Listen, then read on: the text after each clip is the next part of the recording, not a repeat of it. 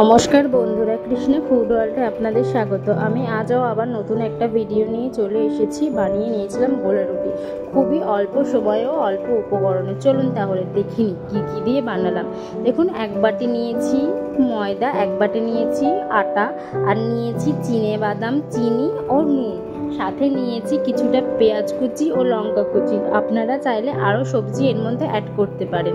এবার চলুন তাহলে ব্যাটারটা তৈরি করে নেওয়া যাক। প্রথমেই একটা পাত্রে আমি এক বাটি চিনি যেটা নিয়েছিলাম সবটা দিয়ে দিয়েছি, আর অল্প পরিমাণ জল দিয়েছি, যেহেতু চিনিটা নিচে থাকবে যেন চিনিটা গুলে যায়। তারপরে দিয়ে দিলাম এক বাটি ময়দা ও এক বাটি আটা, তারপরে দিয়ে দিলাম স্বাদ মতো নুন, তারপরে দিয়েছি হলো পেঁয়াজ কুচি আর লঙ্কা কুচি। দিয়ে এবার এই ব্যাটারটা খুব ভালোভাবে মেখে নিতে হবে। জলটা পরিমাণ মতো দিতে হবে যেন ব্যাটারটা একটা থিক ব্যাটার থাকে। অল্প অল্প করে জল দিতে হবে, একেবারে জলটা দেওয়া যাবে না।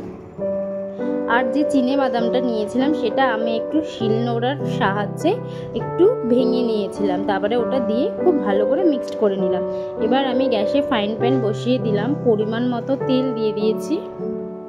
দেখুন, তেলটা ভালো করে ছড়িয়ে দিয়েছি। এবার আমি ব্যাটারটা দিয়ে দেব ফ্রাইং প্যানের মধ্যে।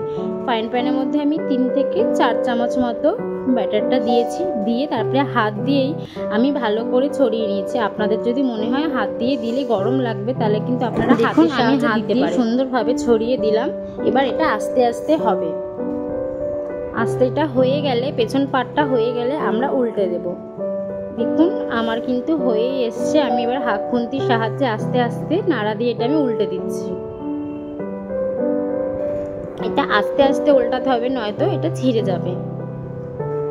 দেখুন, আমি উল্টে দিলাম। ওই পিঠটা খুব সুন্দরভাবে হয়ে গেছে। এবার আমি আরেক পিঠ হওয়ার জন্য দিয়ে দিলাম। আমি আবারও একটু উল্টে দিয়েছিলাম। দেখুন, আমার এটা হয়ে গেছে। আমি এটা আবার নামিয়ে ফেললাম।